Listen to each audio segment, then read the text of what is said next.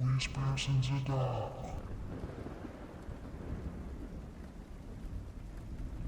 They say skinwalkers hunt in silence.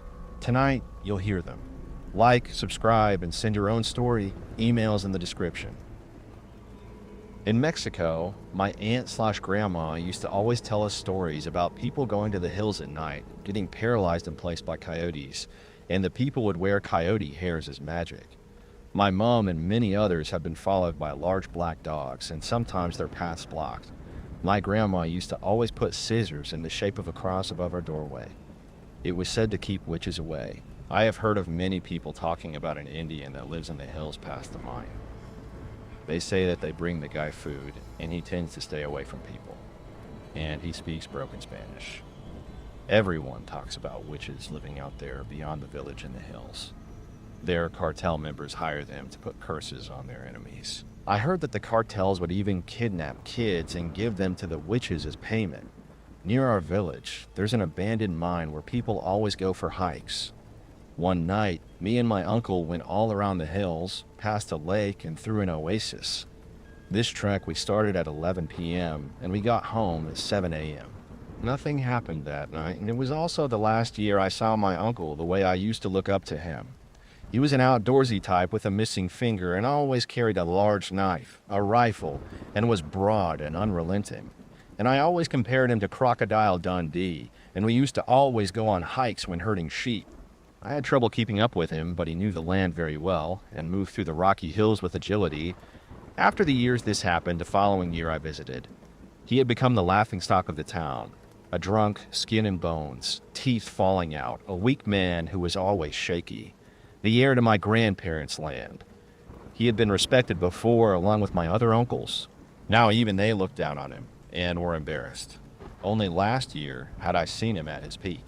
When we went on that 8-hour hike to go hare hunting, the moon was full and everything out of the hills was illuminated. On our hike, I asked him, what would we do if we saw a coyote? He joked and said that coyote hair is a good luck and he'd wear one on his belt to get better luck with the ladies. Then he followed it by saying they're more scared of us than we are of them. I'll skip everything leading up to it, but we have 2 dogs with us, both German Shepherds. One of our dogs went ahead to the mine, which was still a good 10 minutes from sight. There were holes all over the ground, so we were going slowly. They both would occasionally get ahead of us and wait for us, or come back and repeat. They knew the path well, so it wasn't unusual for them to go ahead and wait for us near the mine. At this point, it was around 3 a.m. Right as we were reaching it, we saw a big white owl flying overhead, and my uncle joked that it was a witch. We still didn't see the other dog that had gone ahead, but Tambo, the one that stayed alongside us, wouldn't stop growling at it. It was growling like that earlier when the dogs had found a rattlesnake, so I didn't think much of it. I had a very uneasy feeling in my stomach, though. I told my uncle. I said I was going to go check if the mine was flooded while he was looking for Fearless, the other dog. While I was inside with the flashlight, I didn't hear any bats. Usually you would hear them chirping away. It was eerie silent. I wanted to make it to the end, where there was some writing on the walls. But just as I thought, it was flooded a fourth of the way in, and I hadn't explored the other paths that forked out yet. This next part sent shivers up my spine, and I still remember my body tensing up.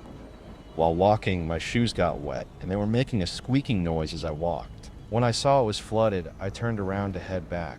My flashlight began dimming. I wasn't worried because that happened when you went in deep. It was just weird that it hadn't happened earlier. Looking back at it, I hadn't even gone deep enough for it to start dimming yet. I stopped walking, but I could still hear shoes squeaking. They were coming from behind me. It was the exact same noise my shoes were making. It sounded squishy and rubbery. I was completely frozen in place for a split second, just to make sure it wasn't an echo. Nope. It was getting closer to and coming from one of the forked paths. The wet squeaking sounded like my shoes. Then I heard someone say, "Tambo?" in an almost mocking manner. At least I think I did, because it didn't sound right. I flashed my flashlight towards it. I panicked. Only my uncle had a rifle on him. The one I usually used was lent out to someone. All I had was a slingshot. I grabbed it for the sling so that I could fling the whole thing, and I didn't have a rock. I really can't describe what I saw because every time I try to remember it just looks like a tall blur with a smile. I just remember it moving like it was jerking around. I don't know if it had yellow eyes, because it could have easily just been the reflection of the flashlight. But it looked like a person if they were out of focus. I threw my slingshot at it, and it just made a noise like a screeching tire. I ran and ran and ran and rolled my ankles, and I kept on running without looking back. When I went outside, I saw Tambo growling at me. He kept growling at the entrance, and then I ran past him too. He started following me, whispering. I wanted to go to my uncle because he was like a mountain. I was tearing up. We were a good 3 hours from anyone else, and I thought we were going to die. I just wanted to get my uncle because at the time I felt like he could take down anything. I really felt like it was the end. I saw my uncle about 50 feet away, kneeling down, and I could see the rifle on his back shining in the moonlight. When I reached him, he was crying. He was knelt over the body of Faralisi. It had a knife stuck in it. He said he found him like this. I turned my back towards him and looked behind me. I couldn't stop looking around. I talked with my uncle, with my back to him, and he was kneeling down over the dog. Tambo was licking the body, and it sounded like he was crying too. It was completely silent, but now we could hear coyotes howling all around us. I couldn't shake the feeling like we were being watched. We were surrounded by hills, and all I could hear was the nearby stream. Once all the howling stopped, my uncle put the body in a crevice. He also looked on edge, and it seemed as if he was constantly looking over his shoulder. At this point, we just began making our way home. We did not say a single word to each other the entire walk back. I didn't tell him what I saw until much later. He never even noticed how spooked I was.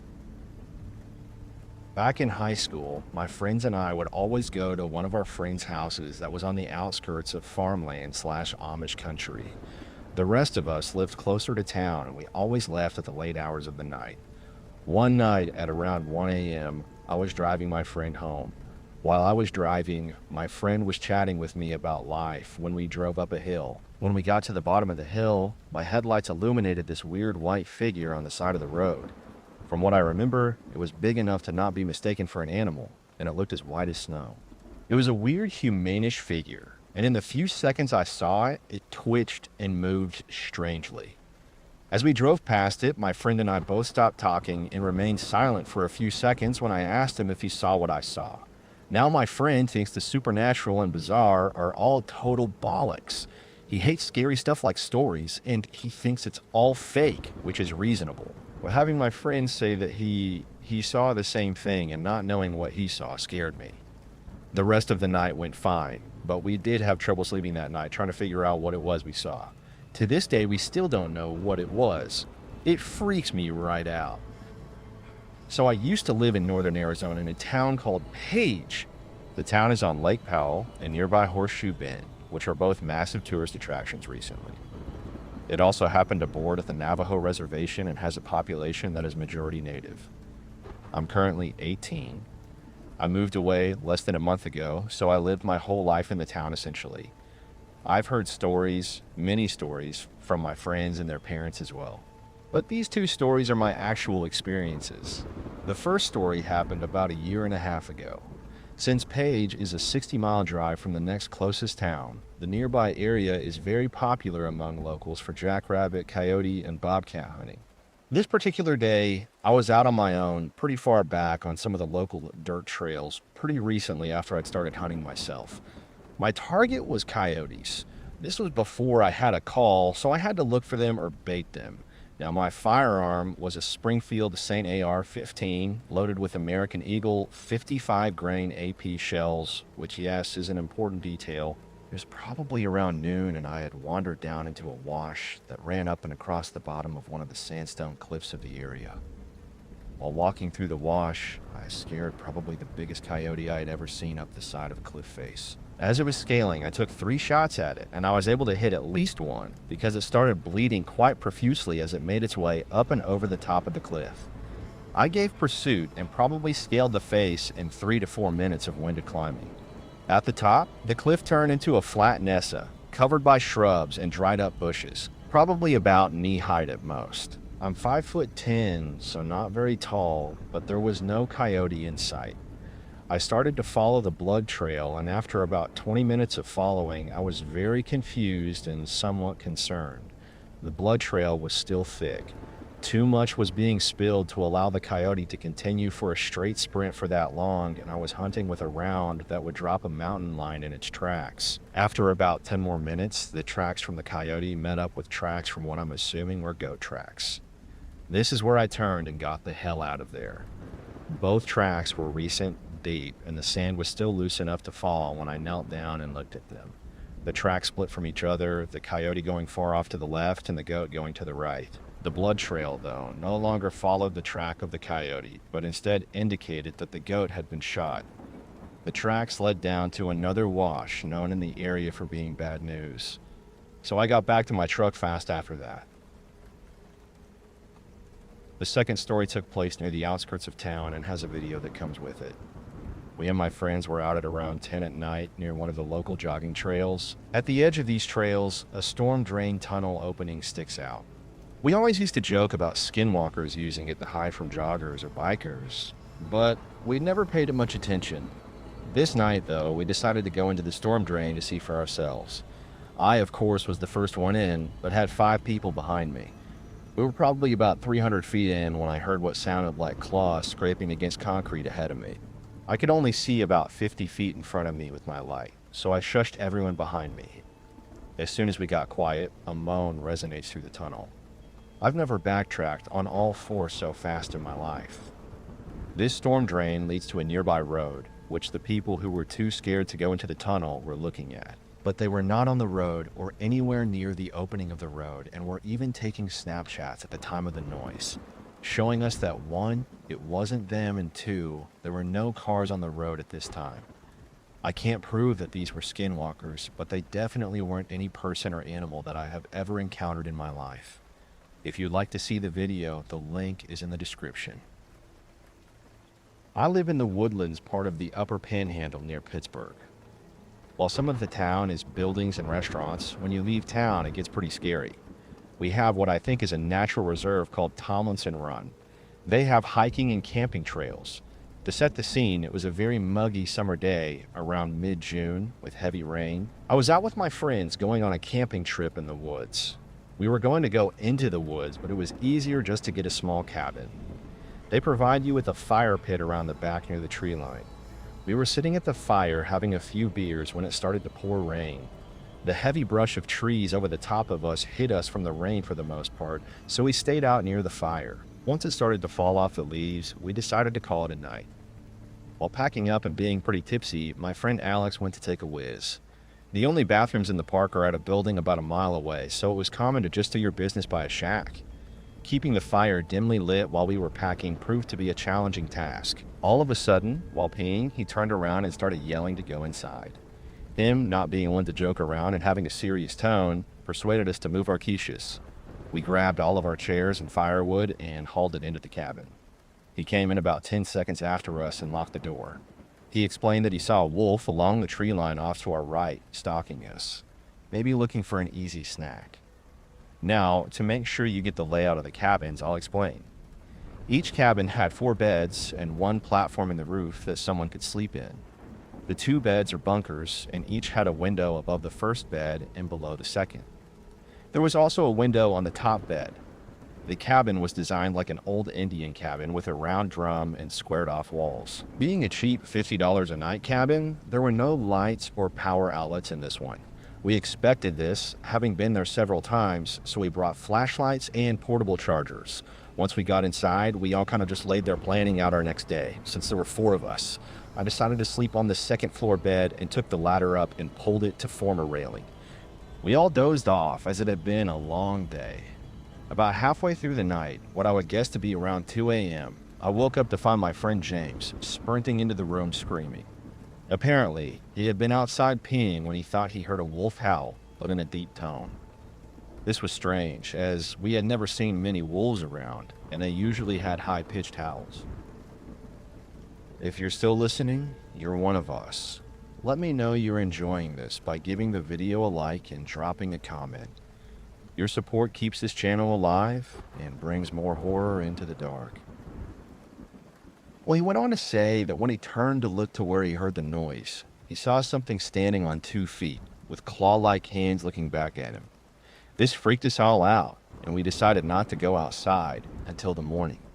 We all got back into our beds, and I turned over and tried to fall asleep.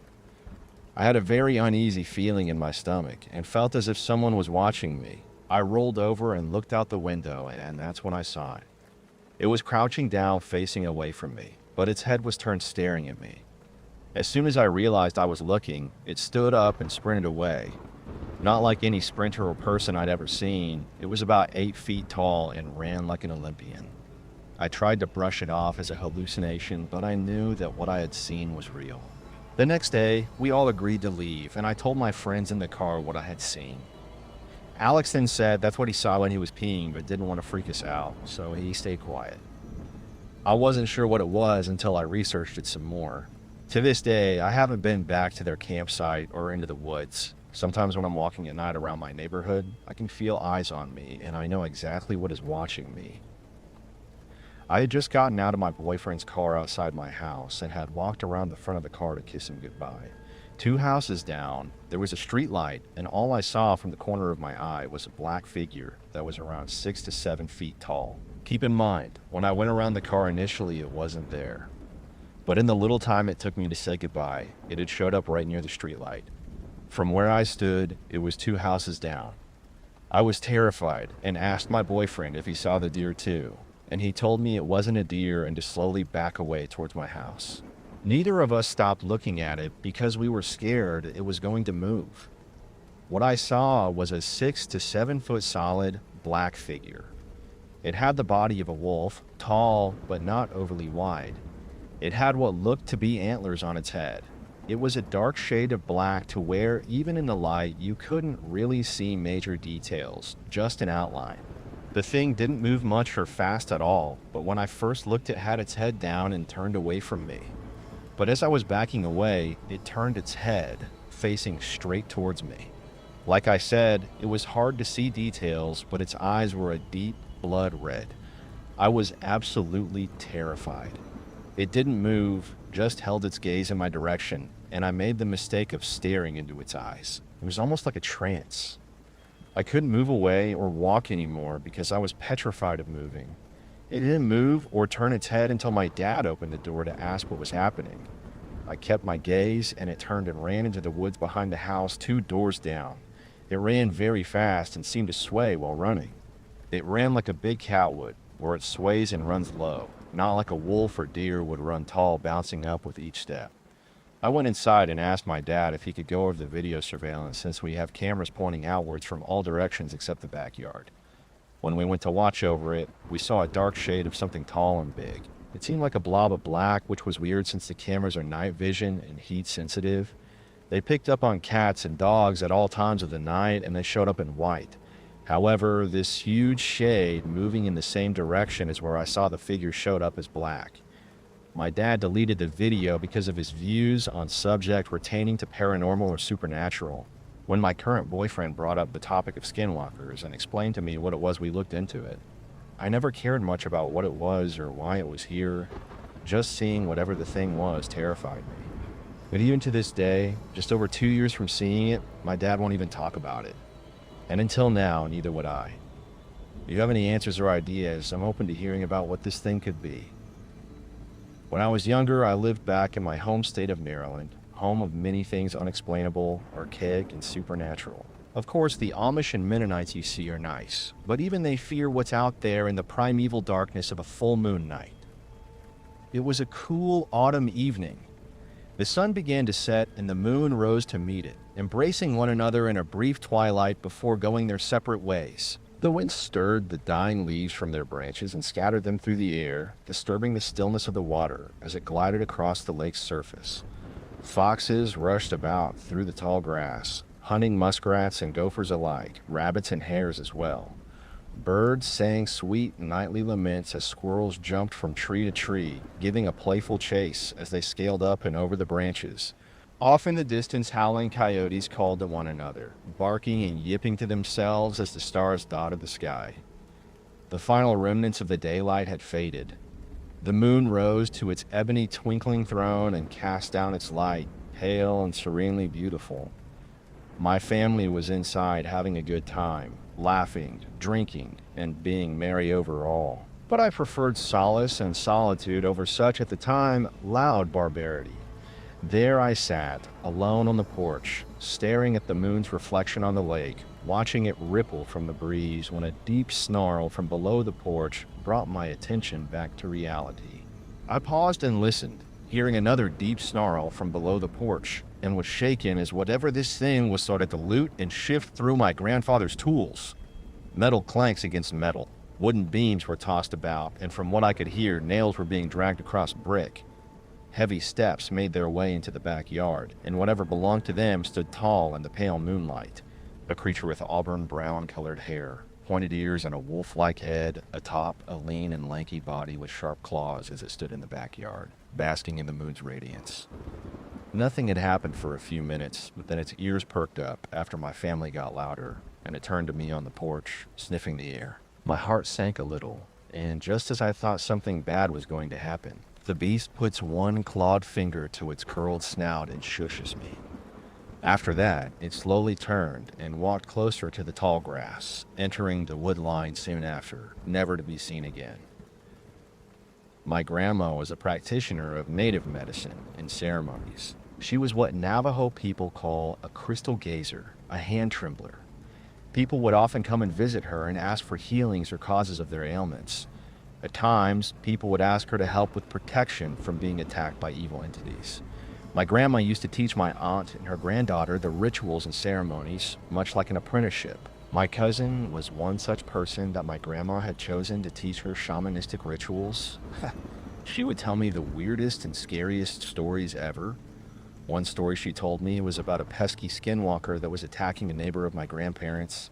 This skinwalker would go over to their homestead and tap on the windows, open the horse corral, knock over water bottles, and just be a pest to the family.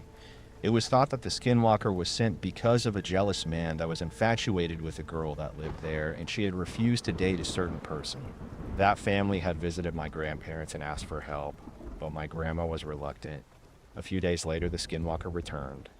This time, it harassed the sheepherder. Its attacks were relentless, and the sheepherder was frightened and ran over to the family house in the middle of the night. The father of the house told the sheepherder to come down and go back to his house. The sheepherder kept saying that it was calling his name, and he wanted it to stop. The father walked the sheepherder back to his house and walked around the house. He didn't see anything unusual. The next morning, the sheepherder didn't come over for breakfast, and the father went to check on him. He didn't find him there, and the front door was wide open. The father started to look for the sheepherder, and it wasn't long until he found him. He had been strangulated by a barbed wire fence that was used as the sheep corral. The sheep were also gone, more than likely because the barbed wire had been taken off the fence. The family was distraught and visiting my grandma for help. My cousin told me about the ceremony they performed to get rid of it. She said the next morning they gathered some ingredients, a Navajo ceremonial basket, and a crystal arrowhead, and she said that early in the morning before the sun rose, they began the ceremony. She held the basket and the arrowhead, and they were buried under the ingredients while my grandma was singing. The arrowhead started to rise and levitate above the basket, and it flew out of the basket, and they kept singing until the sun came up. My cousin asked where the arrowhead had went, and my grandma told her that the arrowhead took care of the skinwalker that was terrorizing the family. My cousin told me that the family had been freed from the skinwalker's curse and that they would not have to worry about it again.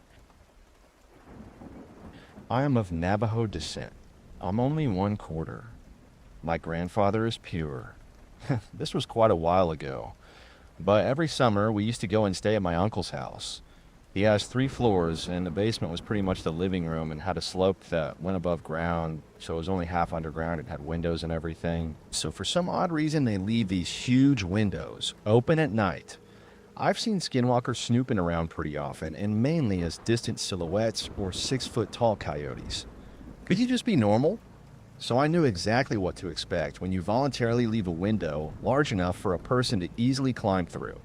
Let's go off on a bunny trail real quick. This situation made me uncomfortable because of stories about when we were babies. My family were staying in my Naylee's trailer and she had these individual square locks.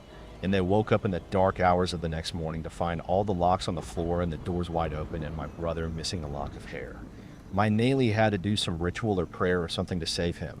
It worked, by the way. He grew up to be successful and is currently following his dreams, but back on track. So we're all getting ready for bed. My grandma is sleeping on the couch, my brother and his friend are sleeping on the other couch, and me and my aunt were sleeping on a mattress behind the couch that my grandma was on. Everyone else went camping outside to Skinwalker hunt. Everyone got settled and went to bed, and my aunt stole my pillow. Around 1 or so, I woke up feeling uneasy. I sat up and looked around. Everything appeared normal, and nothing was in the windows but the distant flashlights lights that we did often see. And I went back to sleep. So, here it happens. 4 a.m., I roll on my left side and see my aunt sleeping peacefully despite having rolled off our mattress. Her hair spread across the floor and she was completely wrapped up cozy in her blankets. Everything is normal until I realized that my aunt was on the right side of the bed, and whatever this thing was is not my aunt. This long black hair was not hers, and her knee that was somewhat exposed was some joint. It was not human. Nonetheless, if you get greatly injured or afraid, you either become incapacitated with fear or filled with adrenaline, right? I filled with adrenaline. I reached up my arm and grabbed the couch and flipped myself over to the other side. I woke up my grandma in doing so, and I told her to stay awake but to stay quiet. And it began to move around the couch and back out the window. It was so odd, though. The way it moved so smoothly was kind of like the Heartless from Kingdom Hearts. Very snake-like. During the 1970s, before I was born, my dad worked as a trail guide in California. He'd lead groups of tourists on horseback across mountain trails and such, and he met a lot of people during his time there. He met this Native American guy who started out as a regular customer and eventually became an employee. He came from an Indian reservation, although he never said which. He also didn't explain why he left. But he was a cool guy, so my dad never really gave his origins much thought. He always figured that he left for personal reasons and didn't want to be bothered about it, so my dad never brought it up. One day, my dad, his brother, and his Native American friend were out on the trail with a group of people. It was a pretty ordinary day. My dad and uncle told jokes back and forth, their friend laughing and jeering, and the tourists took pictures with their bulky cameras. Nothing unusual. As they were moving along, someone shouted, "Coyote!" and pointed into the little valley on the left side of the field. Again, nothing strange. This was in the grassy chaparral of Central California, and coyotes are a very common sight. My dad and his companion stopped their horses so that their guest could have a look at the creature. My dad and his friend got chatting, but my uncle kept staring at the coyote with his features all scrunched up, like he was trying to get a better look at it. My dad asked him what was up, and he said, "This coyote, it doesn't look healthy." The coyote had very long and thin legs and didn't walk normally. Most dogs walk by lifting a front leg and then lifting the opposite back leg, but this coyote walked by lifting both legs on one side of its body, sort of like a camel. Its snout was also a good 3 inches longer than normal, and it held its nose high in the air as if it were sniffing for something. My dad said that it was probably just deformed, and my uncle agreed. Their friend, however, was silent. He was slightly shivering and staring directly at the weird coyote. My dad put his hand on his shoulder and said, "What's wrong?" With a shaking finger, his friend pointed at the coyote and said, "The tail. Look at the tail." My dad looked and said, "What do you mean? It has no tail." My friend said that he'd explain everything when they get back to base camp. So my dad led the guests down to the trail. The coyote followed them. It didn't come up from the valley, but it followed the group. The tourists thought it was fun to have a little companion, but my dad's friend never looked at it. He was silent the whole way back. When they were just a couple of 100 yards from the base camp, a coyote leaped out of the underbrush about 20 feet in front of my dad and his companions, freaking the hell out of them and the horses. The coyote stared directly at my dad's friend and smiled, not a panting smile like most dogs do, but a full-on teeth, bared smile, which showed off its yellow and brown stained teeth. The friend stared back and produced a small piece of wood with an arrow burnt into it. He showed its face to the coyote, which looked away. Then the creature howled. Coyotes' howls are usually high-pitched, but this one was very low-pitched, almost baritone. It sounded like the thing had fluid in its lungs, as if it were drowning, unable to make one final scream. Then it ran back into the bushes. My uncle, ever the jokester, turned to the stunned tourists and said, "Well, I hope you got your money's worth." At camp, my dad's friend wouldn't give them the whole story, only vague statements like, "It killed them, and now it's going to try and kill me." He said that he did this to protect my dad and uncle, because the less you know about it, the better. He gave them each a small piece of wood with an arrow on it, saying that it would protect them from the thing. He made them himself, and he said that he was glad that he got to test them out. He drove out at 8, and my dad never saw him again. My father always used to tell this story when I was younger, especially during camping trips. He's a high-spirited kind of guy, so he always tells it in good spirits. But sometimes he says that on cold nights, when the wind is blowing and there's a rustling in the trees, he can hear the low howl of the thing that was not a coyote. I was visiting my cousin's house. I have 4 cousins, 2 twin girls aged 10, and then the older brother aged 21 and 26. I was sleeping in the room with the cousin of age 21, and we heard stuff falling in the girls' room right next to where we were. We assumed that it was just them playing, but then one of them started talking to the other, and they were across the room. So my cousin stepped out of the room to go check, and I watched over his shoulder through the doorway. Right as the girls were explaining the stuff was falling without provocation, a sort of humanoid thing came bursting out the closet. It looked humanesque, but was much longer and thinner, and ran on all 4 legs. It ran out of the house, broke the front door hinge, and straight through the screen by the door. It called the police immediately, and they were there within 5 minutes. They looked in a 5-mile radius, and nothing was found. They gathered DNA from the door. And apparently this thing was cut by the shattering wood on the door, and there were small amounts of blood on it. They ran tests, and it was determined to be inconclusive. They said it was similar to human DNA, but not in the way ape DNA is similar. It wasn't a human, though. They knew that. So to this day, we have had no incidents with whatever this thing is.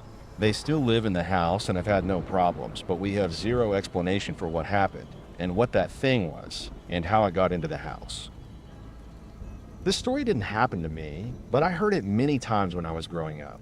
My grandparents owned 80 acres about 20 miles east of Snowflake, Arizona. They had moved to the land in the early 80s after my grandfather had retired from the mine in San Miguel, Arizona. The land was pretty barren. I don't know why they chose to buy it. Red sandstone bluffs and dry wash cuts across the landscape, dotted with juniper and cedar trees and red sand everywhere. I suppose at the time the land was cheap. They didn't have close neighbors. The closest was about a mile away, which was my aunt and uncle. The next closest neighbor was a man named Stoddard. I never got his first name, just Stoddard. He lived about 4 miles away from my grandparents at the base of one of the sandstone bluffs. He was an asshole rancher from what my grandparents said. He thought that he owned everything and was entitled to do whatever he wanted. More than once, my grandpa had caught Stoddard cutting my grandfather's barbed wire fence to let his cattle onto my grandpa's land to graze. Now, this area is full of ancient Anasazi Pueblo ruins. Most of them have been destroyed by ranchers with backhoes trying to find pots to sell. I'm sure Stoddard was one of them.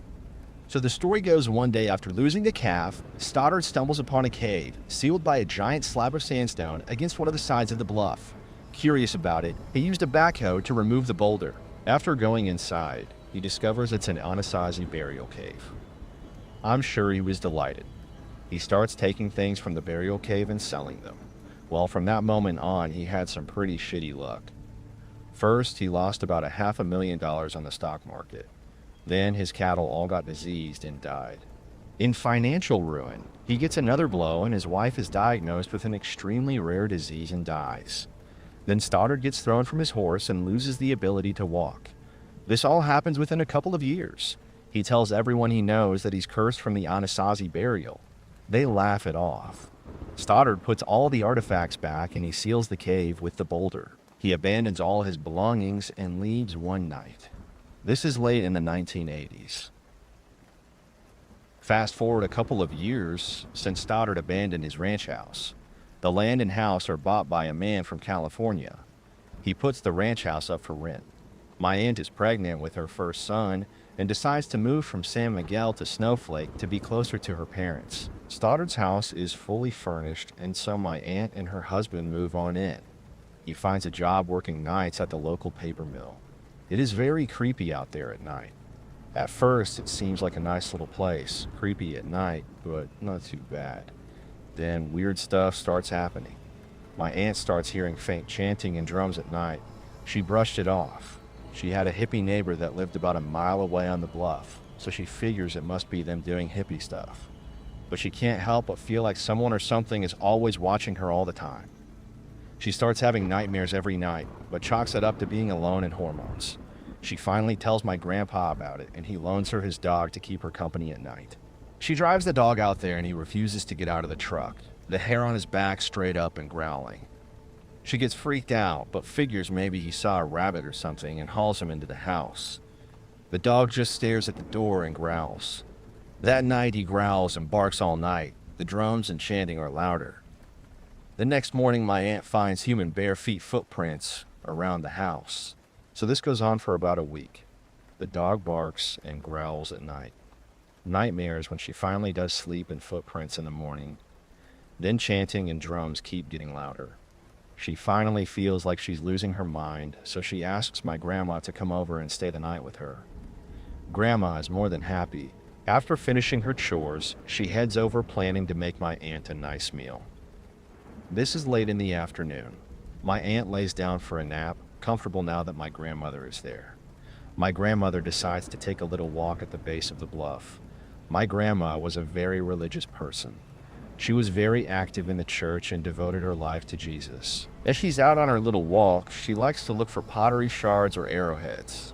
A little away from the house, she gets a very unnerving feeling that something is watching her. She said it made her skin crawl. She could sense something evil. So my grandma prays and walks back to the house pleading the blood of Christ. She decides not to say anything to my aunt, who is awake, because she's already frightened. She tells my aunt, maybe it's better if they go stay at my grandma's house tonight. My aunt agrees. By the time my aunt gets her stuff together, the sun is about to go down behind the bluff. Grandma, aunt, and dog all loaded up into the pickup. Grandma turns the key and nothing. She tries again. Nothing. Not being very mechanically minded, Grandma goes into the house to call Grandpa, but he doesn't answer. She remembers he was going into town this afternoon. Dang. They unload and go back into the house, waiting for Grandpa to get home. It's night now. No moon. Pitch dark. The dog begins to low growl, and the sound of chanting and drums begins, faint at first, but growing louder. My grandma begins to pray in between calling Grandpa. Remember, this is a time before cell phones, and they heard something howl outside. Not a coyote howl. Something more ominous and terrifying. Something is moving just beyond the reach of the porch light. Both women are terrified at this point. Finally, after turbo dialing Grandpa, he answers. My grandma is frantic. Elvin, something is outside the house. Get here now. For what seems like hours, they wait for Grandpa's truck to come over the hill. Finally, they see the headlights. Before Grandpa flies into the driveway, something runs across the road in front of him. His headlights illuminate an animal or something. Grandpa jumps out of the truck, yelling for the woman to get the hell in. He unloads a couple of shots in the general vicinity of the animal. They haul ass down the dirt road towards Grandma's house. And my aunt, against her better judgment, looks back to see red eyes watching her. The next day, my grandpa and uncle head over to the house.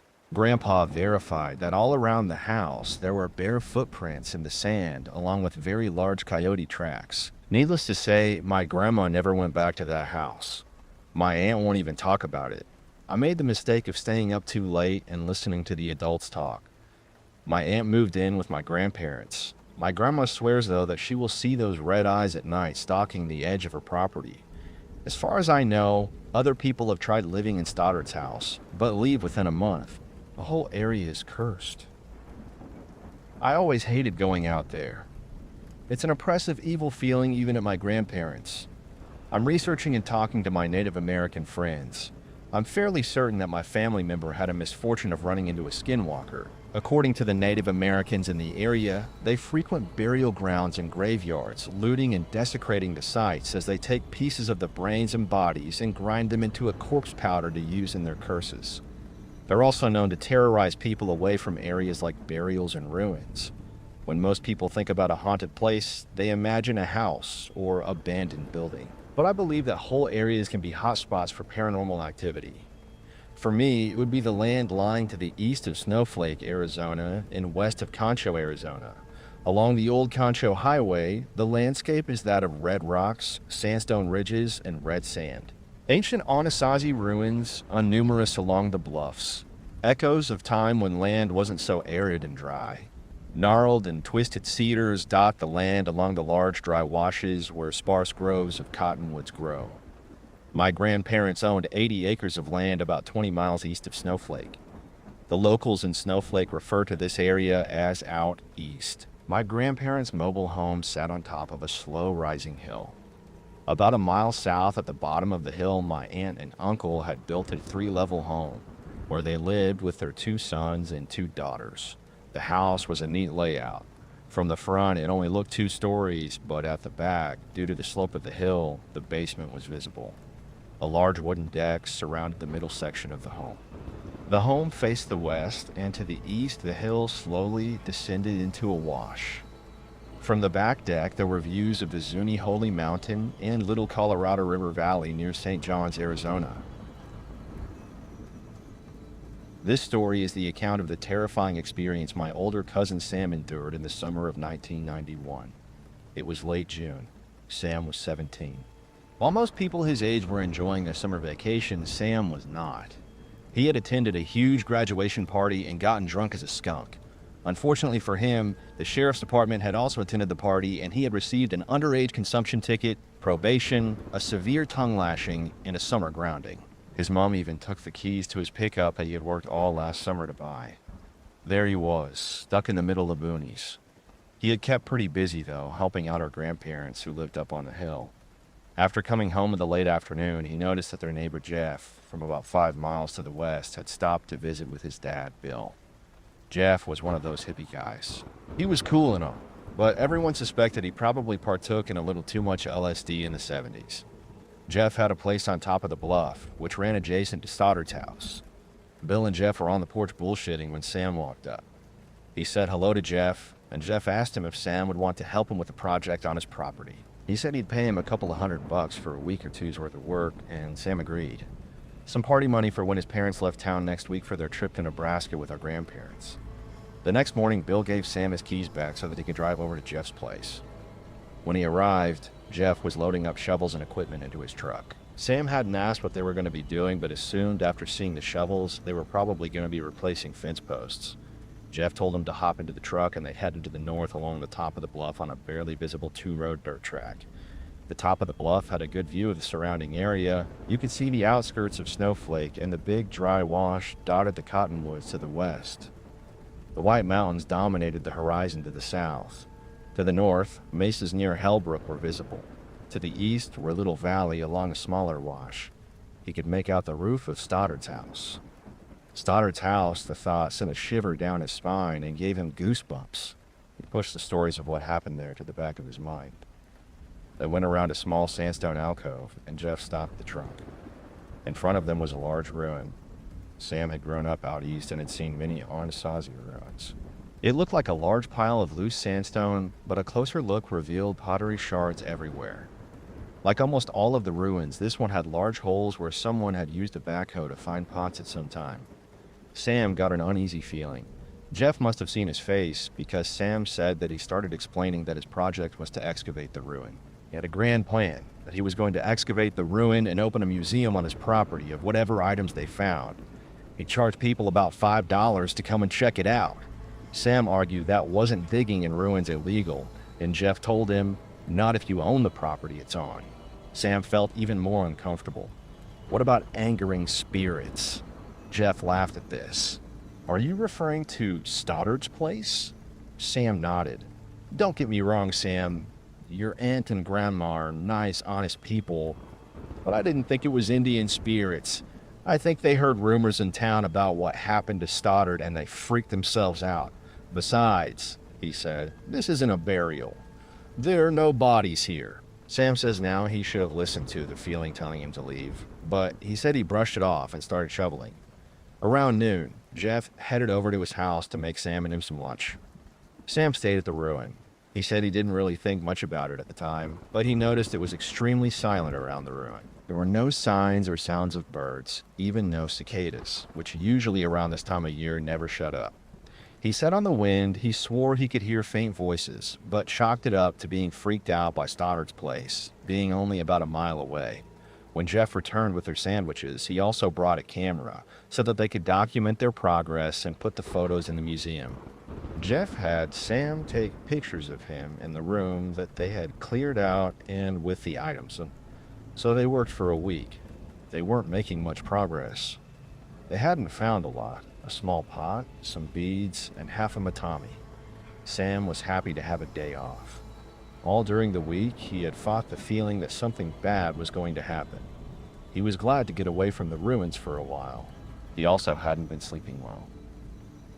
He dreamt one night that his bed had been shaking. After a pretty uneventful weekend, Sam returned to Jeff's house Monday morning. To his surprise, there was a backhoe parked in his driveway. Another neighbor had loaned it to Jeff. Jeff was excited because now they could make more progress. They made a lot of progress. They uncovered 3 to 4 rooms and found some more artifacts. Tuesday and Wednesday go by the same.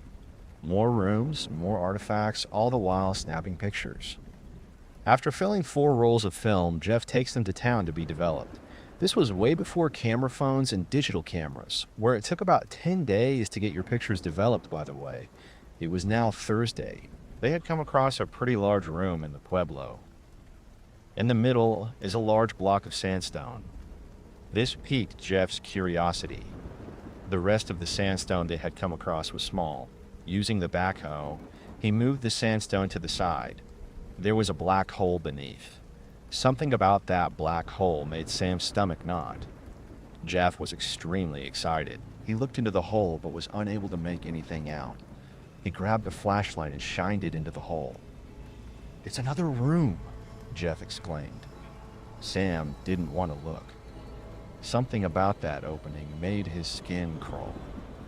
Jeff told Sam to run and grab a ladder. He did as he was told, hoping Jeff wasn't going to ask him to go in there. Thunder rolled in the distance as he headed back to the ruin. Monsoon clouds were building up in the south and the wind had picked up. Jeff put the ladder down into the opening. Sam asked him if it was safe, and Jeff figured that since the room had been filled with dirt and the giant slab of sandstone for 1,000 years, he didn't reckon the roof would collapse now. Jeff descended the ladder with a flashlight. "Holy shit," he heard Jeff exclaim. He called to Sam, who slowly made his way over. "Bring the camera and come down." Sam felt terror grip him. He really didn't want to go back down there, but he also didn't want Jeff to think he was a chicken shit eater. He grabbed the camera and descended into the black pit. At first, he couldn't see anything. It's black, very black. And then he saw the beam of Jeff's flashlight shining on a large corrugated pot. Even with the sunlight coming down the opening, it wasn't able to penetrate the darkness. Finally, it dawned upon Sam that the walls and floors were black, the air was stale, and it smelled strongly of soot. Jeff was excitedly moving around the room to see all the treasures it held. A long roll of thunder boomed in the distance. "Start taking pictures," Jeff exclaimed, annoyed that Sam was just standing there. "Make sure the flash is on." Sam began to snap photos. The flash illuminated the room briefly, and after about the 3rd photo, Sam caught a glimpse of something that made him jump. A human skull. Heat pounding in his chest, he squeaked out, "Jeff, there's a skull." Jeff, busily looking over there, didn't hear him. He snapped another photo just to be sure. Yep, definitely a skull. But he still didn't get heard, so Sam said louder, "Jeff, there's a skull." "What?" "Oh yeah, a skull. There's a few of them down here. Looks like there was a fire in this room." He kicked one across the room towards Sam, and Sam jumped. "What the hell, man?" Sam said, his fear turning into anger. Dude, this isn't right. You shouldn't be messing with bodies. We need to call the cops or something. Jeff laughed. Call the cops and tell them what? We found a bunch of 1,000-year-old dead Indians? Sam was now really pissed. Listen, Jeff, if you want to mess around with this stuff, be my guest. I'm done. There's something bad about this place, and I'm leaving. Again, Jeff laughed. You're scared of a bunch of bones? Whatever, man. Go. I'm not paying your ass to be a crybaby. Sam tossed Jeff's camera to the ground and climbed up the ladder, and Jeff started cussing at the broken camera. Sam didn't care, though he started walking back to Jeff's house, where his truck was parked. The wind was blowing pretty hard now. Black clouds covered the sun. Sam now saw flashes of lightning along with the thunder. When he arrived home, he remembered that my aunt and uncle had left along with his sisters on their trip to Nebraska. His older brother Zach was also gone at work at Pizza Hut for the evening. He was tired. He lay down on the couch and fell asleep, trying not to think about the black room full of bones. A loud crack of thunder shook the house and jolted Sam awake. The house was dark. He fumbled his way to the light switch and flipped it on. Nothing. A flash of lightning illuminated the room. Damn, the storm must have knocked the power out. The wind was howling outside. He fumbled around in the closet until he found a lantern and lit it. He still felt extremely creeped out, so he went up to his bedroom, where he had a joint stashed. He figured if he smoked it, it would help with his nerves. His bedroom faces the driveway. He opens up his window and goes to light the joint. A flash of lightning and something darts across the driveway, and his heart skips a beat. The dogs start barking. He puts down the joint and closes the window. He feels terror gnawing at his gut. What the hell was that? He goes downstairs as a precaution and locks the front sliding door. He hears heavy footsteps running across the porch. Now, he goes into full-on panic mode. Shit. The side door. He bolts across the living room and trips over a chair. The dogs are freaking out, growling and barking. He catches a glimpse of something run by the living room window, illuminated by the flash of lightning. He gets to the door, fumbling at the lock. Whatever is outside has a hold of the knob. It starts to turn. Eyes shine. He slams the deadbolt. Locked. Shit. The basement sliding glass door. He bolts down the stairs. He makes it to the door, finding it already locked. Another lightning bolt. In the flash, he sees the silhouette of what he thinks is a man, covered with fur, with a coyote skin draped over his head. Red eyes shining from the darkness where his face should be. Standing at the edge of the yard, looks very tall. Looking into those red shining eyes, his breath caught in his throat. Panic wells up in him. Scrabbling, he falls backwards, knocking his head on a table. Crying, he gets up to his feet and bolts upstairs to the phone. Call 911. Call 911. His heart is hammering into his brain. He picks up the phone. Nothing. A large thud coming from the roof shakes him from his despair. The thing is on the roof. Shit. Gun. That comes to mind. He bolts to his parents' bedroom, where they keep a shotgun in the closet. The dogs bound in after him. It begins to start pouring rain. He can still hear the footsteps on the roof. He locks the door behind him. He's going into the closet and the dogs follow him. He finds the shotgun, his hands shaking like crazy, and he loads it. The dogs are quiet. He can't hear anything coming from the roof anymore. Where the hell is it? In the house. He sits in the closet and waits. The dogs huddled around him.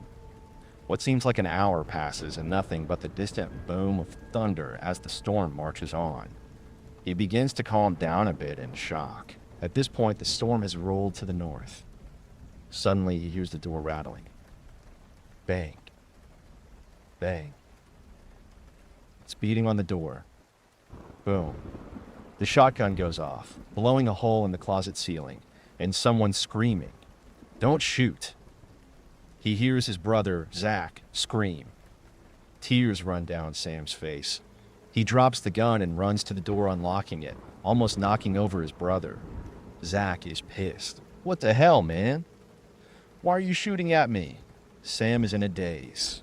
the story of what happened earlier in that day, and this evening spews out of him. Zach listens, not saying a word. At the end, Zach asks him, "Okay, Sam, what did you smoke?" "Nothing." "I'm not high, bro." Zach laughs at him.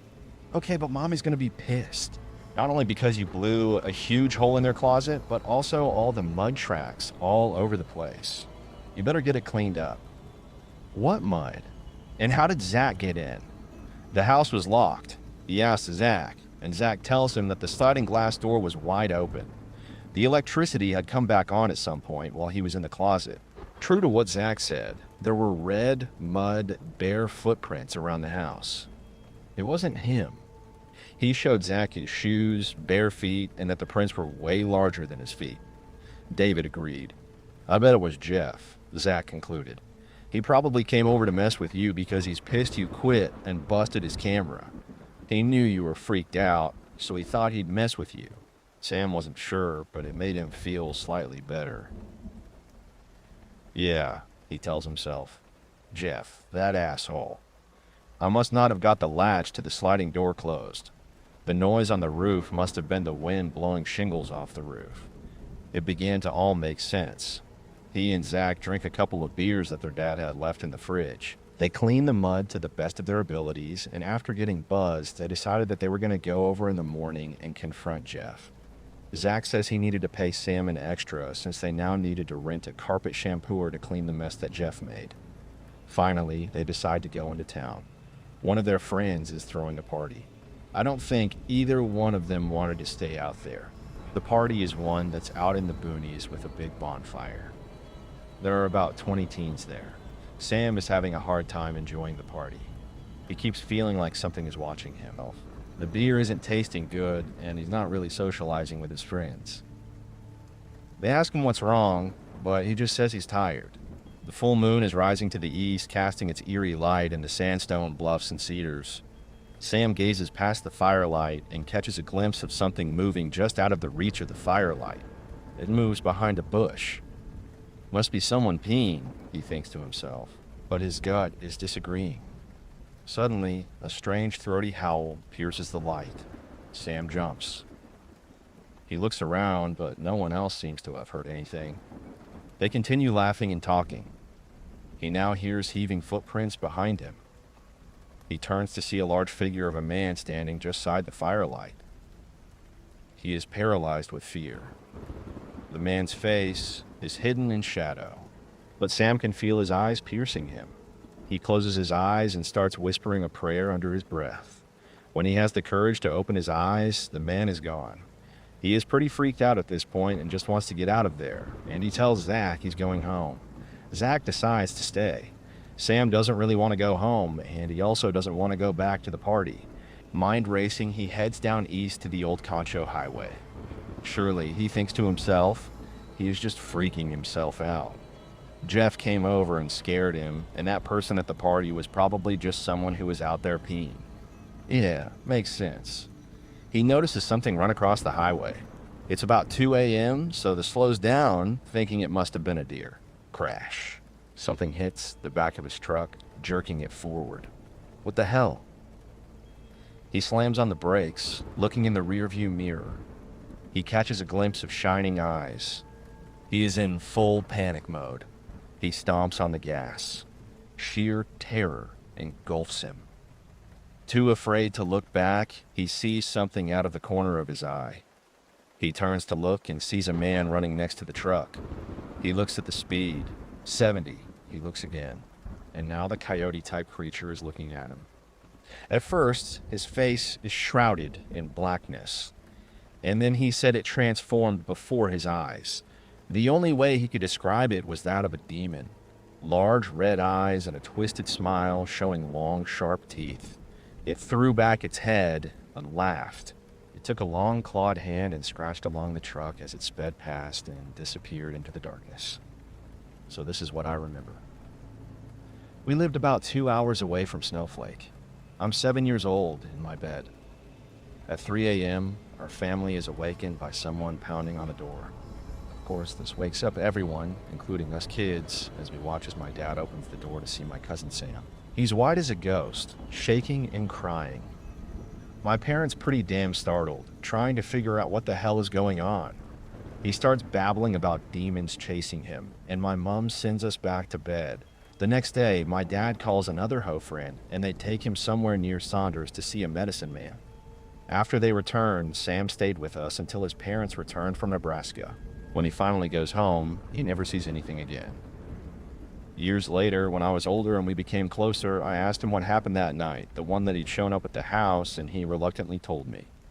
I later asked my parents about it, and they confirmed the same story he had told them, minus one final part. So the morning that Sam showed up at our house, Zach and his older brother went to Jeff's house to collect Sam's money. When he got there, Jeff wasn't there. The door to the house was wide open. The inside was trashed. Furniture was overturned and broken. Jeff ended up being gone for about 6 months. Everyone where he had gone to. No one really knew anything about his family, just that they were from the Midwest. At one point, my grandma filed a missing persons report with the sheriff's office, but later the sheriff informed her that Jeff was back east. When he does finally return, he is gone and looks like he's aged about 20 years. Everyone wonders if it was the drugs. Fast forward to 5 or 6 years. My grandparents invite Jeff to Thanksgiving at their home. Sam has graduated and long since moved away, but he is up for Thanksgiving. Jeff asks Sam to come to his truck because he has something to show him. Sam agrees. Jeff hands him a stack of photos. They are the pictures they had taken while excavating the ruins. Sam flicks through, not really wanting to think of what happened back then. In the last few years, he convinced himself it was just a bunch of coincidences, and he freaked himself out over them. Jeff unhappily tells Sam to look at the pictures closer. Sam does. At first, he doesn't notice anything. But then he notices in the shadows on the picture there are figures, small, twisted, and evil, with the same face of the demon that was chasing him. Jeff apologizes to Sam, but he says that he had to make sure he wasn't crazy. He tells Sam that in the 6 months he was gone, he was hunted by this thing. It followed him all the way to Oklahoma. Finally, he sought the help of a medicine man. He returned the artifacts back to fill the ruin. And Sam said he didn't know what happened to the photos. And he didn't want to know. Something about being in the woods has always fascinated me. I found myself on an expedition deep within the forest, to be more precise, High Peaks Wilderness, which is an area within the Adirondacks. I brought along a buddy of mine, but you can call him Trailmaster, and a friend of mine who we'll refer to as Nymph. The trails here are endless. Beautiful mountain ranges filled with mile after mile of dense forest, a true definition of beautiful and dangerous. After hiking for most of the day, we must have traveled under 3.5 miles. Trailmaster found a good spot for us to settle down for the night. A slight breeze blew from the northeast as the sun was on the verge of setting. We estimated 2.5 hours of daylight remaining. Trailmaster went out to gather wood, and Nymph went to collect water from a nearby creek. I worked on setting up our 3 tents for the night. All of a sudden, Nymph came running back to camp without the canteens. The sound of her panting, followed by her dropping to the dirt on her knees, was enough to leave me in awe. Believe me when I say I know Nymph. It's unusual for her to be panting that loud. Nymph? I did my best to calm her down, trying to get answers. What's the matter? I asked her, just as Trailmaster returned with a bundle of sticks. What's wrong with her? He asked. This is what Nymph told us. She had just arrived at the creek and found a good spot. She was just filling up, and the cliché sound of a twig snapping was what she heard. The sound wasn't enough to startle her, but rather the events that followed. The sound originated from the other side of the creek. She brushed it aside as an animal, probably spooked by her presence, and kept filling it. Then she heard it again, except the sound was louder and seemed much closer this time. It caught her by surprise, and she was forced by instinct to look at the direction that the sound came from. What she heard next was an audible grunting sound, the type a white-tailed male deer might make. The feeling of dread washed upon her. She felt as though she shouldn't have been there. Followed by the sudden feeling of being watched, it made her extremely uncomfortable, almost to the point of disorient. She rose to her feet, took a few steps back, and what she then saw across the creek. Obstructed by trees, only a tall pair of antlers and what looked like legs, hind legs, followed by loud grunting. She thought it could have been a deer, but her better judgment kicked in. and she thought to herself, what deer isn't afraid of humans being so close? She ran back to camp, where the grunts became louder and started sounding almost threatening. Are you sure? Trailmaster asked with a hint of uncertainty in his voice, feeling that Nymph didn't even answer him, instead shot him a cold stare. It was most likely a deer. Are you afraid of deer? Said Trailmaster. I, on the other hand, gave Nymph the benefit of the doubt. Nymph, even in her current state, was capable of describing what she saw, heard, and felt. It was her senses and a gut feeling that made her run away. Trailmaster opted to go look into the area where Nymph had previously been. Nymph was reluctant and said she would not be going back, so Trailmaster set out alone. Nymph stayed at camp with myself, who was debating on whether we needed to relocate our camp. I needed a report before the decision could be made. When Trailmaster arrived at the area of the creek where Nymph had been, this is what he observed. Footprints, which were most likely Nymph's, heading in the direction of our camp. Empty camp teens on the ground, and on the other side of the creek there were prints resembling an animal, perhaps a deer. The only problem was the spacing of the prints and how something about them appeared missing. A deer typically walks on all fours. Upon closer inspection, Trailmaster came up with the conclusion that this deer had probably been walking on its hind legs. The prints formed a trail. The trail seemed to have emerged from somewhere in the woods, continued for a few meters and stopped at the opposite edge of the creek, then turn around and head back in the direction from where they originated from without overlapping the original set. Trailmaster later admitted that it did spook him, and he too had had this uneasy feeling. He arrived back at camp half an hour later with our filled canteens. Even if we wanted to move, it would be nearly impossible as the sun had already begun to set. Fast forward 2.5 hours, our tents were pitched, campfire lit, and dinner served. We decided that it was best for one of us to be awake at all times until first light. It was just too dark to move at the moment. My tent was only a foot away from Nymph's tent. There was a good reason for that. Trailmaster's tent had been pitched a good 5 meters away because he was a light sleeper. We had to move his tent back closer to ours. The perimeter of our camp was set with a tarp, which would sound if someone tripped the wire, some tin cans and fishing line, primitive but effective. Nymph didn't say much about the incident that night, and I don't blame her. She was still a bit shaken from the incident, though I would keep her safe. Trailmaster's findings at the creek only raised uncertainty. Thinking about what Nymph saw and what the Trailmaster found made me uneasy. The darkness around us, followed by the eerie silence of the woods and the uncertainty of what was out there, was unsettling. The sound of burning wood was the only sound loud enough to distract us from sudden faint sounds in the distance. The mind can play tricks on you. That night, it seemed like a dark figure was always standing a few meters outside of our camp, beyond the reach of the fire's light. Every rustle in the bush was something trying to sneak up on us. Every sound had a source. It's those sounds that make a night in the woods so magical. Trailmaster and Nymph were asleep. I was on watch. The sounds of crickets at night is nature's lullaby, which was on the verge of putting me to sleep, when all of a sudden it stopped. Insert musical cue. I had fallen asleep while on watch. Nymph said that she had awoken sometime during the early hours of the morning around 4 a.m. She found both myself and Trailmaster out. The air outside the tent was filled with a putrid smell. She described it as rotting flesh that just seemed to linger. A week-old carcass already in the stages of decomposition. It was that bad. Nymph, alarmed by the smell, woke both of us up. We obviously had not smelled anything hours before. I did a perimeter check and found nothing unusual. We did feel as if we were being watched, which is an overwhelming feeling. With horizontal, the smell faded within the hour after we started making some noise. It was only during first light, about 2 hours later, did we notice it. Prints from what I assumed to be a deer just a few meters away. Trailmaster confirmed that these prints were identical to the ones he had found by a creek yesterday. There could have just been a random deer in the night, Trailmaster said. Though what I found unusual was the way the prints had seemed to pace back and forth horizontally, then head in a vertical direction. Trailmaster said they seemed to be missing a pair again, meaning it was just hind legs from the looks of it. I have to agree, because these prints seemed odd.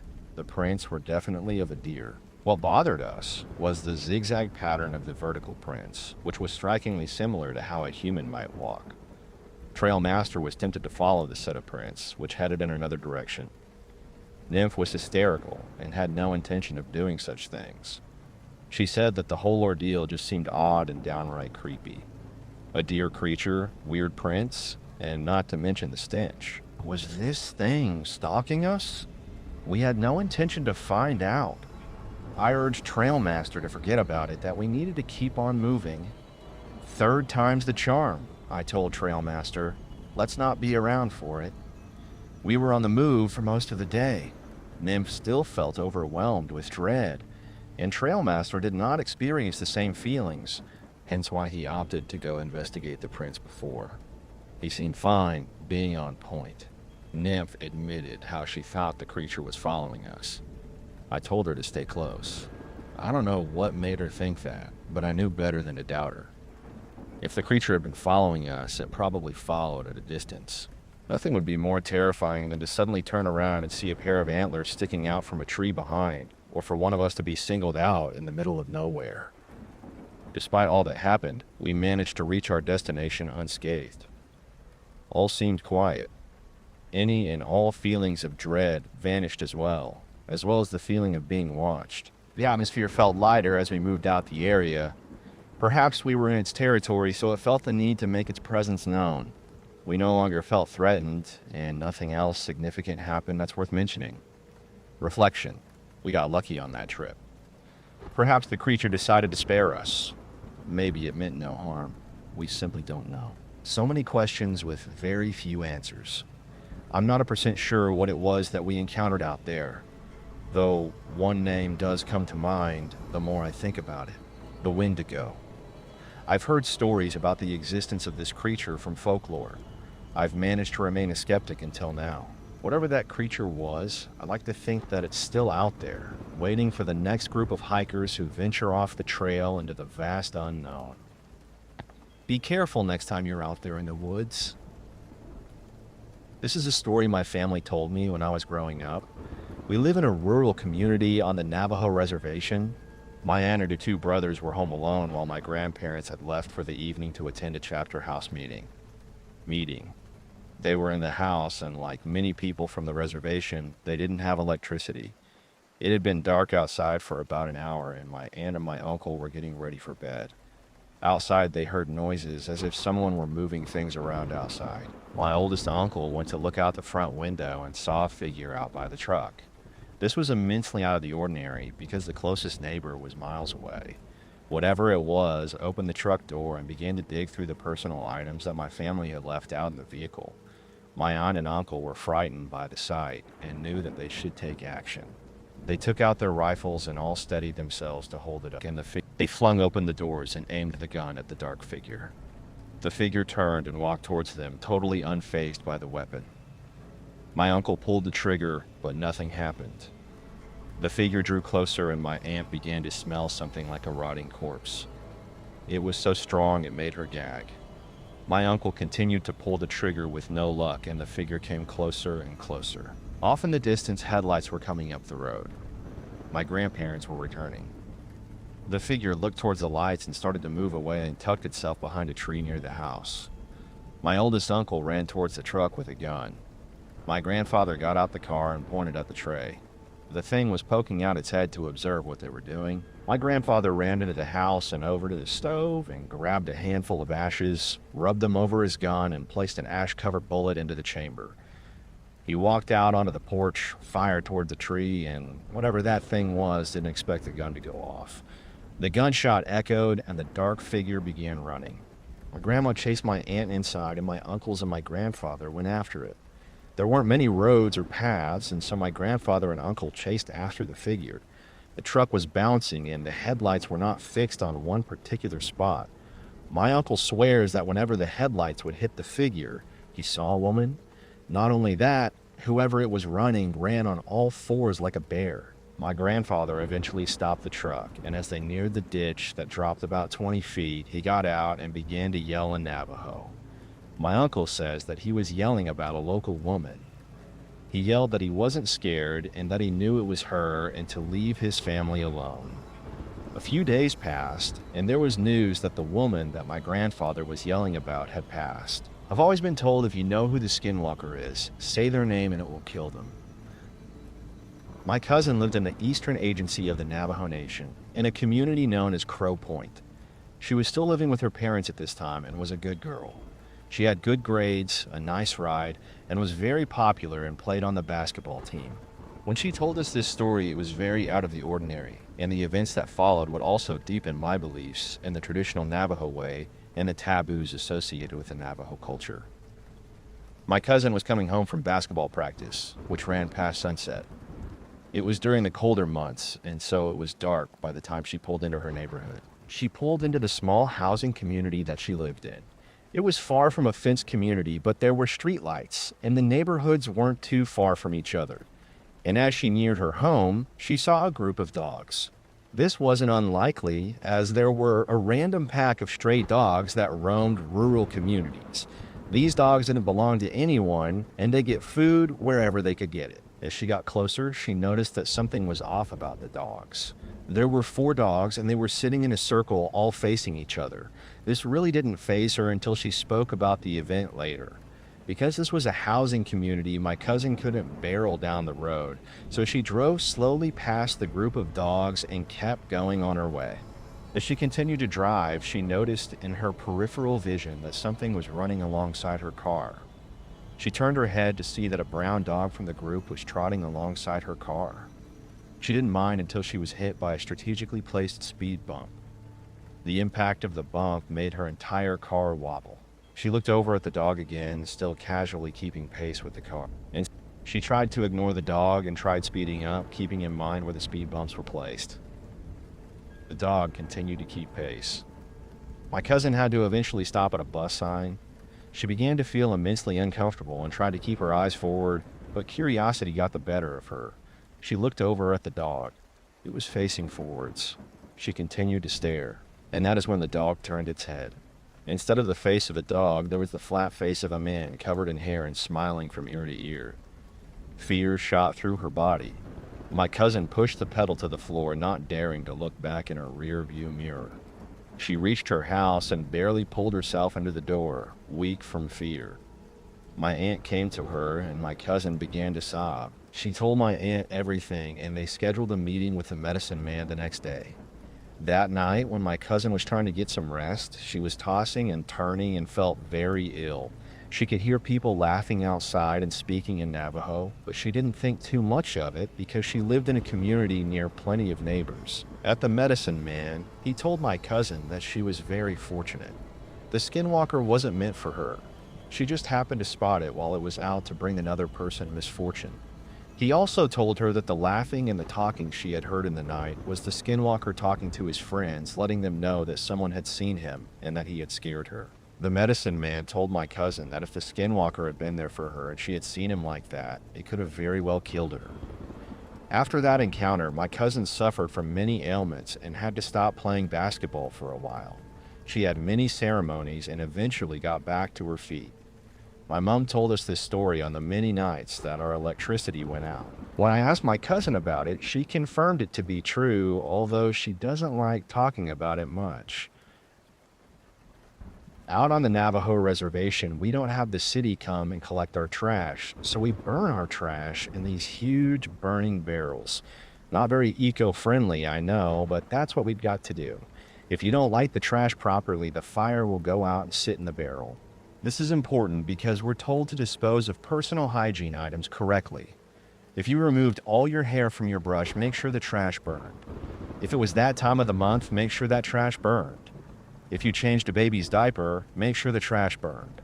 They tell us these things because skinwalkers have been known to dig through the trash in order to find things that they can use against us. They use the things that we were briefly connected to bring misfortune to us using these items. So do my family members take part in the sport of rodeo. So to practice, they have a roping dummy and take turns roping it.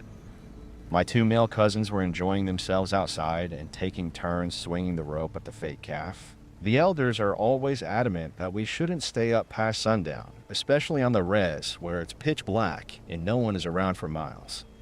But my cousins aren't the superstitious type, and they were under the streetlight.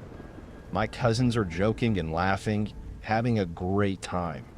And that changes when my eldest cousin looks over to the burn barrel. A dark figure is bent over and rummaging through the garbage that failed to burn.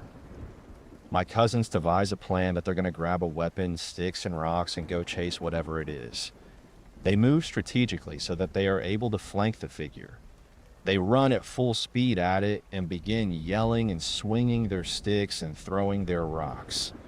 My cousins stated that they kept up with it for the most part. That was until the figure ran under the streetlight. What my cousin thought was it was probably a person or a goat. Why would they think that it was a person, though? Because the goat was running on its hind leg. They stopped running, and fear ran down their backs as the figure ran off into the dark. Feeling nervous and not entirely accepting what they'd just seen, they began roping the dummy again. There was an awkward silence amongst the boys now. They just saw something unnatural, but talking about it now would make it seem real.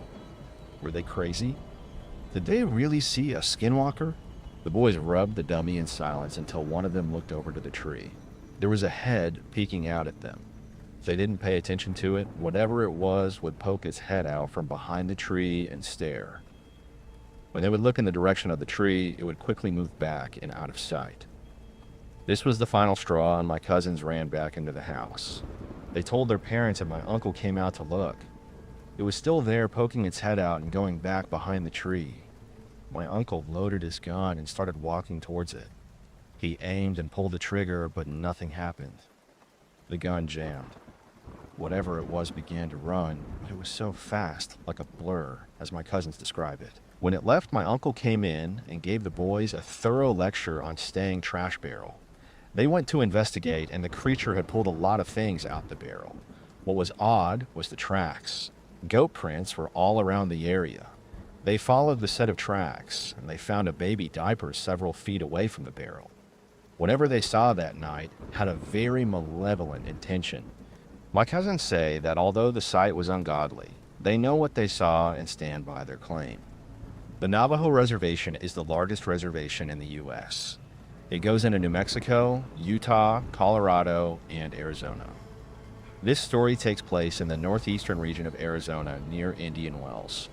This was told by people from around that area. If you're heading west on State Highway 15 out towards Dilkin, you come to a stretch of road that goes into a small valley.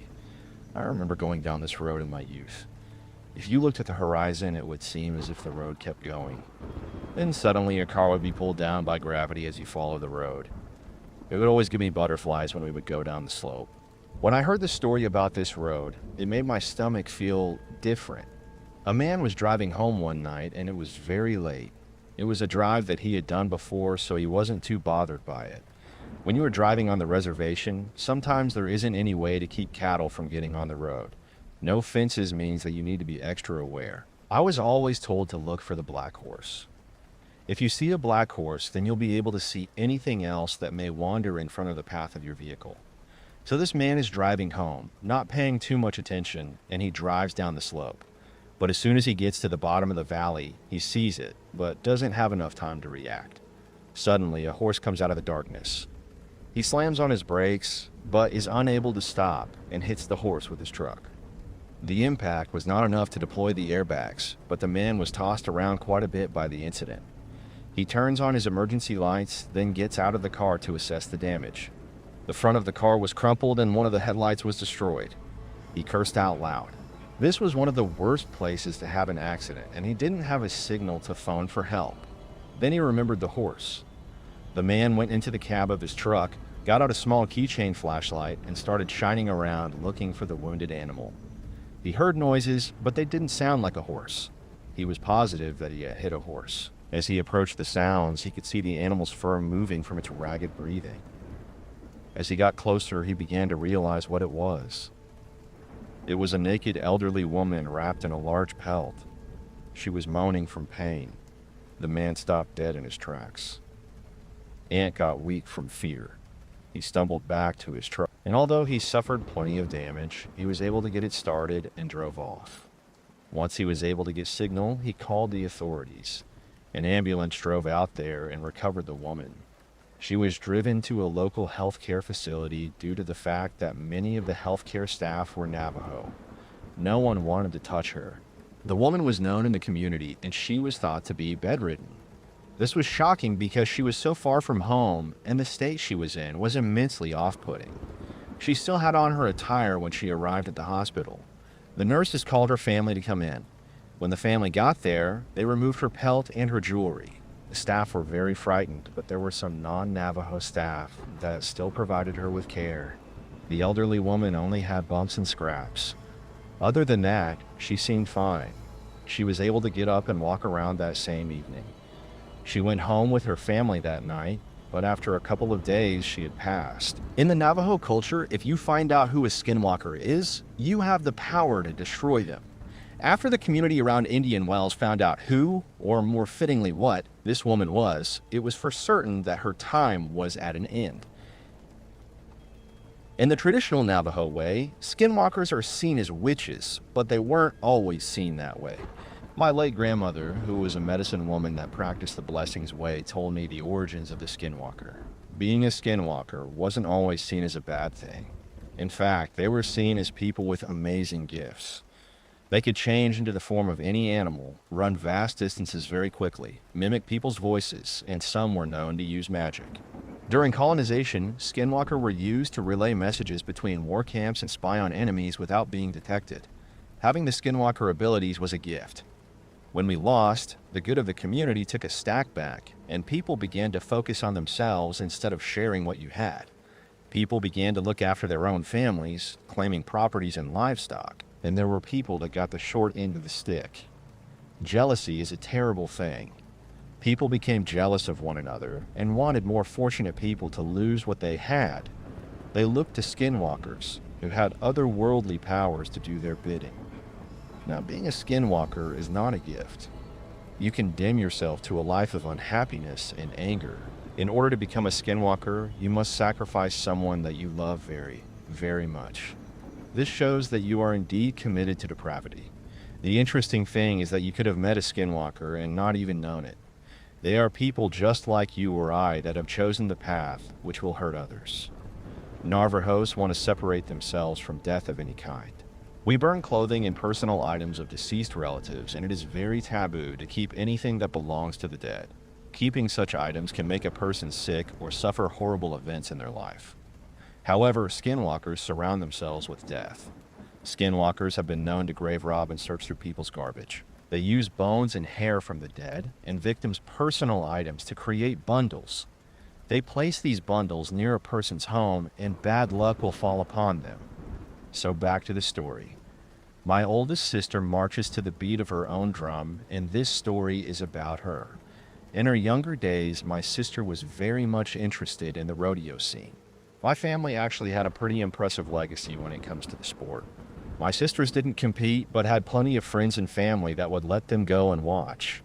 My two sisters would travel around the Southwest following the rodeo circuit.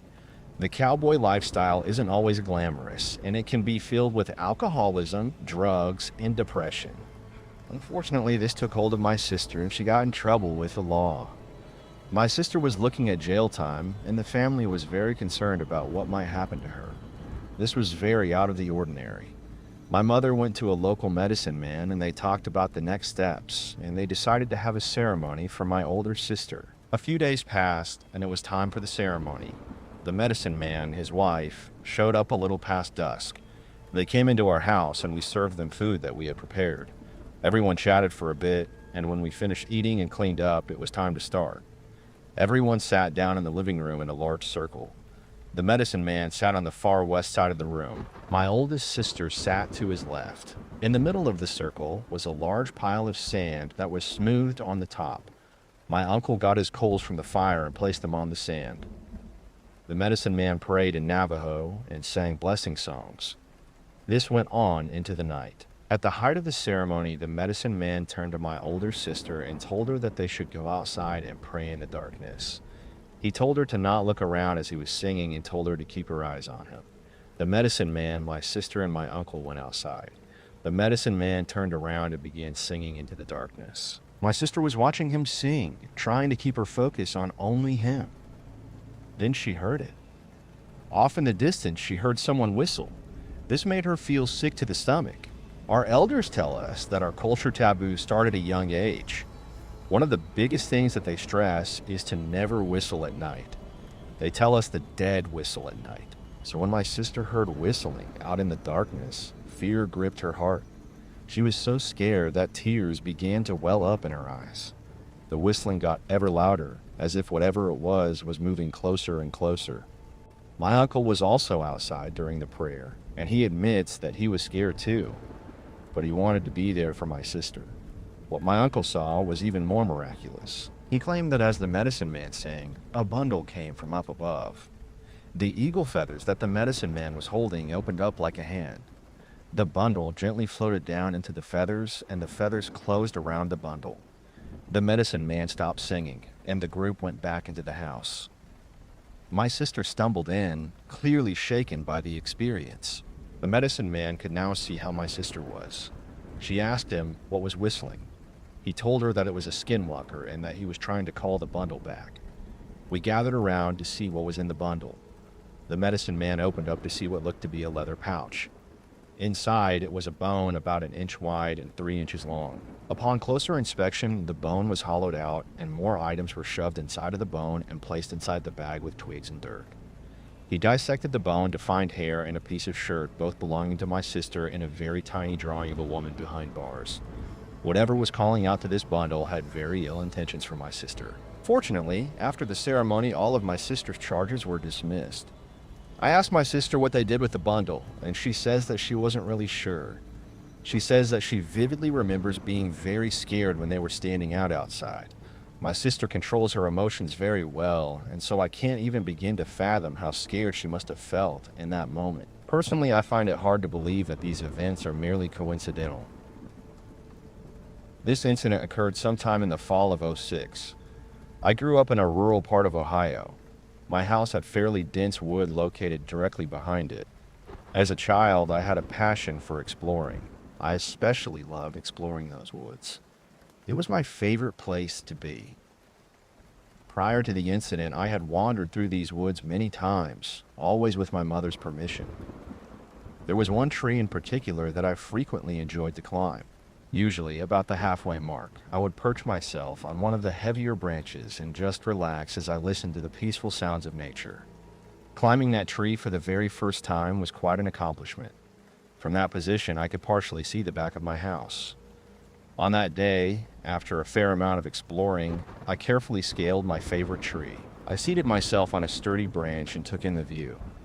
Naturally, being late in October, the sun inevitably began to set within a few minutes. I always felt a little saddened to see the darkness approaching. The woods were like my own little sanctuary. I could entertain myself out there for hours. When the darkness began to fall, however, my mother would stand at the edge of the woods and call my name until I obediently returned home, so not to be stranded out there after dark. After watching the sunset until I could no longer see it, I began my descent down the trees.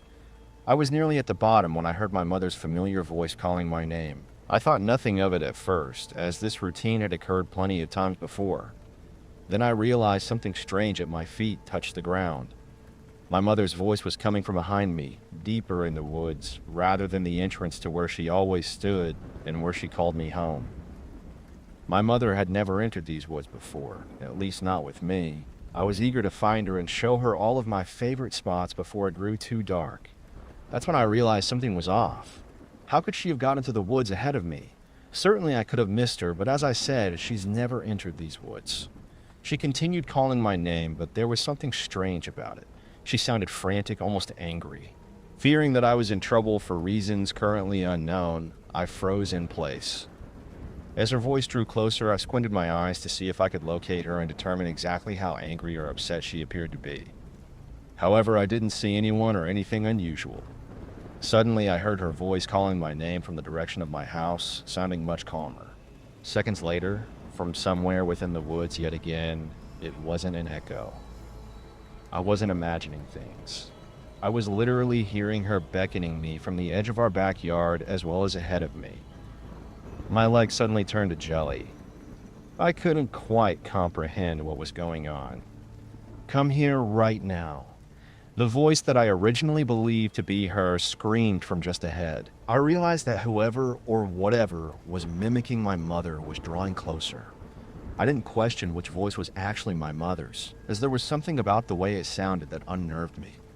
Terrified of what I would see if I stood there much longer, I turned around and ran towards the exit of the woods as quickly as my legs could possibly carry me. It was amazing that I didn't trip over anything in my haste, even though my house wasn't very far away from where I had been standing.